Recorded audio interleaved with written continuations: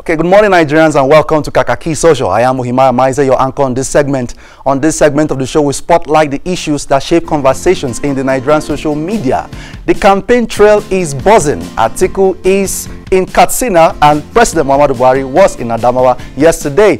Both candidates have taken the fight to their home bases of their opponents, and we've seen a lot of talk in the social media. Let's take a look at what happened yesterday. President Muhammadu Buhari's campaign was actually first in Taraba and later in Adamawa. Let's go on and take a look at how Nigerians were talking about this in the social media. Pastoralist one tweeted and said, "Someone from UK sent me a DM asking me, why is Buhari such a phenomenon?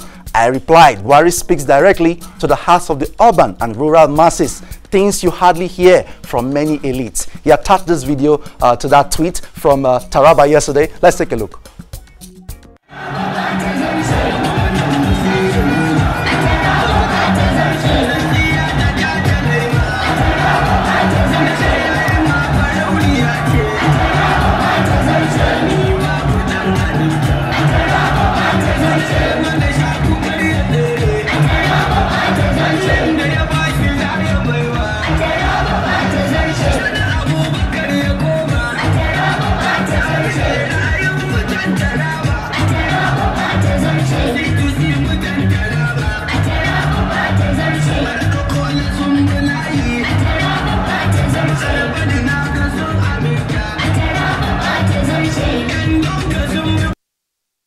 Okay, Taraba on standstill for President Buhari yesterday. Massive crowd there from Bashir Ahmad tweeting about PMB in Adamawa. PMB in Adamawa seems to be like a carnival. Shouldn't be surprised seeing all good people of Adamawa at the Ribadu Square declaring their total support for President Buhari. He is a son of the soil. PMB 4+4 is assured from Bashir Ahmad yesterday, and from Naluko Group we saw this tweet and this video. Nigerians love Buhari so much. See the thrilling welcome to Adamawa, the state of the main opposition presidential contender. Buhari taking the fight to Atiku's home base yesterday. Let's take a look at this video.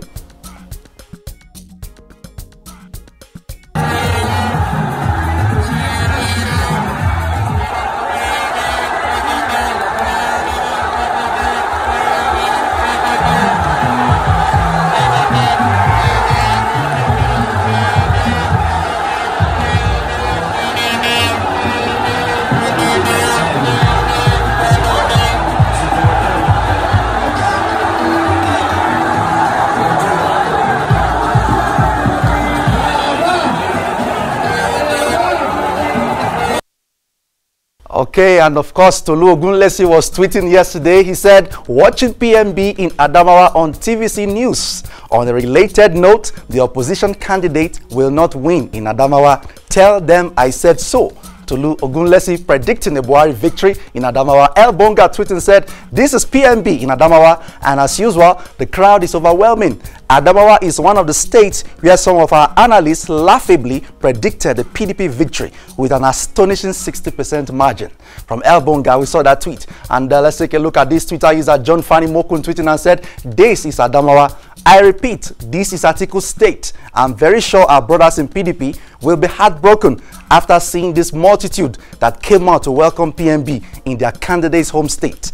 Adamawa is a goal for Buhari in 2019 elections. From John Fanny Mokun, we saw that tweet. And of course, yesterday, this was Katsina, the home state of President Muhammadu Buhari. This was Katsina yesterday. Atiku was in Katsina, and it was a massive crowd. Let's take a look at how this issue was talked about in the social media yesterday. Atiku in Katsina State. Twitter user Papa Donkey tweeting said, who remembers the mood in 2015 when PDP couldn't put posters anywhere north of the Niger? This is Katsina. And then we take a look at another Twitter user yesterday tweeting, Demolari Waju, for 16 straight years, PDP governed Katsina, first with Umaru Musa Yar'Adua and then with Ibrahim Shema.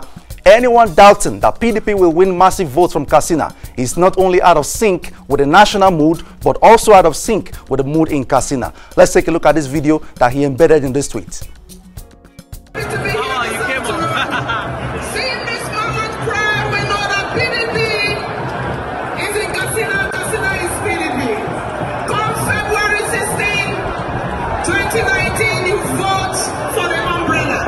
The umbrella represents the PDP, represents Atiku Abubakar.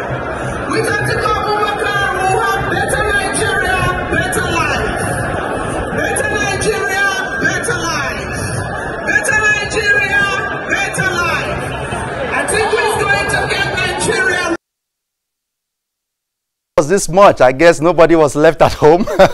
Gentle OJ tweeting said, look at the crowd in Katsina, Buhari's home state, for Atiku, and you see that Buhari has lost support in his backyard. And that's the reason for all the threats of violence and violation of judiciary and our institutions of governance. From Gentle OJ, we saw that tweet. Voice of the People one tweet and said, the mammoth crowd put by PDP in Katsina State, the home of the incumbent president, is a pure demonstration that Buhari has failed woefully, even in his own state. Hence, the call to be articulated come 16th of February. It also shows that Atiku will win. From Voice of the People, we saw this tweet. And also from the PDP Borno rally on Wednesday, spokesman Atiku said, so much energy in Borno yesterday. Thank you for your commitment to vote PDP for better life on February 16. He's attached this video from Borno. Let's take a look.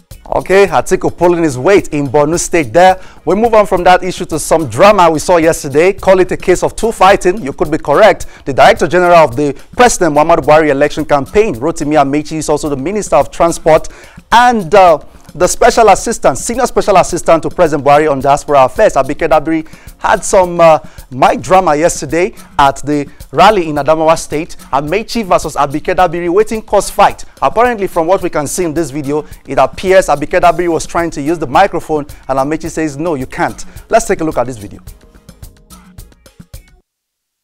Adamawa told me that the wife of the president sent him to deliver a message on her behalf. So can I invite General Adamawa, please?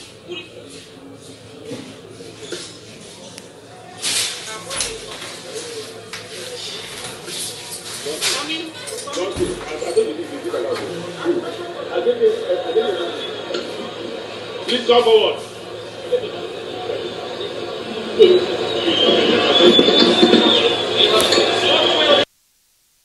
Okay, let's take a look at the comments. QD Paper tweeting said, they are not composed one bit, said the people who want to rule Nigeria. If Okorocha is not fighting Oshomole, Amechi will fight Abike, Royal Rumble Party. From QD Paper, we saw that tweet. And then from K Nike, too many factions, even the cabals do not have one voice. This is inhibiting the economic growth of the country. Trust me, any vote for PMB is a vote for the divided cabal. Little wonder Nigeria is currently so divided under this administration. And that was from K Nike. From Ben Zoye, Naso my enemies go to fight each other for public. Enmity between APC's camp already. So shall you be disgraced out of office come February 16. From Ben Zoye, we saw that tweet. And of course, Nigerians are reacting in outrage to the comments credited to the governor of Katsina State, Nasir El-Rufai. His comment that any foreigner trying to interfere in Nigeria's election will go back home in body bags. And in one particularly extreme situation, we've seen the Nigerian actually setting on fire his copy of El-Rufai's book, The Accidental Public Servant. Ren Omokri shared with us that video yesterday. Let's take a look at that tweet and that brought us the video.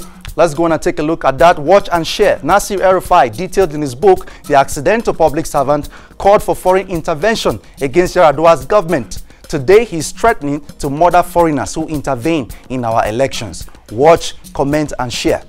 Let's take a look. This is the man that portrays himself in this book as if he's one no-nonsense, detribalized Nigerian technocrat. People who are in government to change the world, now making this kind of unguarded unguarded is well, Kobusa.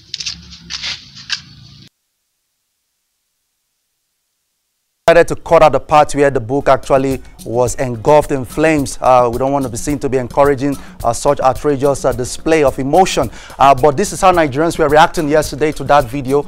This man is not fit to lead a state. So unfortunate to have such a person as a governor of a state. I pray the people of Kaduna vote him out. Chiedu Elue tweeting yesterday. Let's take a look at more reactions yesterday. Grace Osinbajo tweeting said, "It's so pointless burning the book. You don't keep books only because you support or like the author. Sometimes it's for you to learn and criticize or reference." From Grace Osinbajo, we saw that tweet. And then from Twitter is Loterion4. "I wish he didn't burn that book. There is much to learn about how El-Rufai's mind works from that book." And I actually have a copy of that book. Maybe I've not read it before. Maybe I'm going to read it now to have insight into why El-Rufai made that comment. From Twitter is Bendel Journal. "See what El-Rufai has brought upon himself. It's a pity." Nigerians reacting yesterday to that video. And we bring you now this video of the Vice President Yemi Osinbajo, the survivor who came out unhurt from a helicopter crash. He met his mom after that incident, and it was such an emotional incident we saw. Emotional flash. Starboy VP Prof. Osinbajo's mom rejoicing as she sees her son for the first time since the helicopter crash. Mr. Jags Jubril Gawad shared this video with us on Twitter. Let's take a look.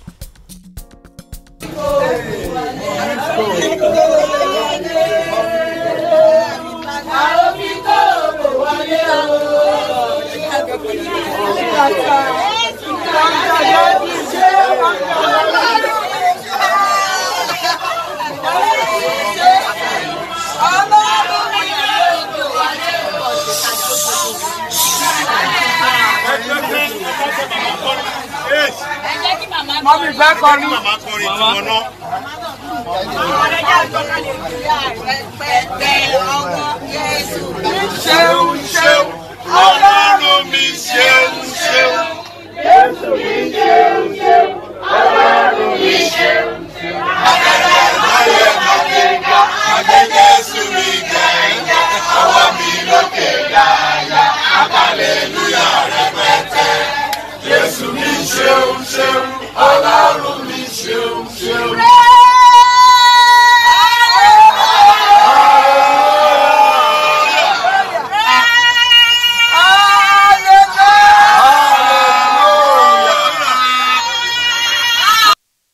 Oh my God, she reminds me of my mom. That's how she would have shouted. It would have been a different story, but we really thank God for the Vice President's life. Larry Banjo tweeting said, "Very emotional. Mothers are everything and more. God bless all mothers." Larry Banjo tweeting from David Owen, "Her son is a great asset to our country, and God in heaven will always protect him for the great job of our nation building." David One, we saw that tweet. And then from another Twitter user. Okay, we move on now to this issue that was trending on Instagram and on Twitter yesterday. There was this report that Lekki big boys arrested for drugging, raping, and filming girl, a 23-year-old girl. The gender section of the Lagos State Police Command is investigating a case of rape reported against one Razak Oluwaseun Oke, 28, and Don Chima George, 25, of the Lancaster Hotels Lekki Phase 1 Lagos. The duo allegedly took a girl, 23, to a club on Saturday, February 2nd, 2019, unknown to her that they had ulterior motive. While at the club, they spiked the young woman's drink with a substance that made her weak and almost unconscious. Let's go and take a look at more details of that report in the next slide. Satisfied that the drug was beginning to affect the victim, they quietly left the club with her to the Lancaster Hotels, owned by the father of one of the suspects named Don Chima George. At the hotel, they took turns to rape her. As if that wasn't enough, they videoed the abuse. When the victim woke up, she confronted the suspects, who denied having carnal knowledge of her. Not satisfied, she placed a call to her elder brother, complaining that she had been violated. The brother immediately invited policemen from Maroko Division, led by the Divisional Police Officer CSP Isa Abdulmajid, to the scene. They were eventually arrested, but outrage began in the social media yesterday when news broke that they were actually released and the evidence of the videotaping was destroyed by the police. And Nigerians were very angry and tweeting about this. Wale Akinfadere tweeting said, "The news coming out from Nigeria this morning is infuriating." So the police released the rapist, arrested the victim and her family, and deleted the video. The influence of money and power in Nigeria is scary. This is what was trending yesterday, and Nigerians were using the hashtag Justice for Rape in Nigeria to call out the police authorities and to request that justice is done in this matter. Shiba_X tweet and said, how will you drug someone, rape them, and then record it? As if that's not enough, you are released from jail for such a crime and evidence deleted. The system has truly failed us. We have an unethical legal police and reporting system. And from that Twitter user, and then of course from OVAO, I think people in Lagos should come together and protest this Don Chima and DJ Rico rape issue. Tweets can only do so much. With elections this close, the government will pay attention if there are hundreds of people protesting in front of the governor's office. Outrage yesterday in the social media about this case from TZF Baby One, rape is a bailable offense. Rather than jump on the bandwagon and vilify the Nigerian police for not convicting Don Chima, can't believe some of you think the police is the judiciary. Try to find out if the alleged rapists were released on bail. Bringing another perspective to the conversation yesterday, and from DSVRT, the Department of Sexual Violence in Lagos, tweeting said, our attention has been drawn to the rumor that the perpetrators of rape of a 23-year-old lady have been released. This is to inform the general public that the suspects are still in custody. The DPP will ensure diligent prosecution of the case. Bringing us details of what has happened. They are saying no, they are still in custody. And yesterday, of course, ASUU has reached an agreement with the Nigerian government, and Nigerian youths, the students who are supposed to be in school, are supposed to be happy, right? Well, let's take a look at how they talked about this in the social media yesterday. From Lumi M tweeting said, this is what my lecture will sound like, because obviously I don't forget everything I learn. Let's take a look.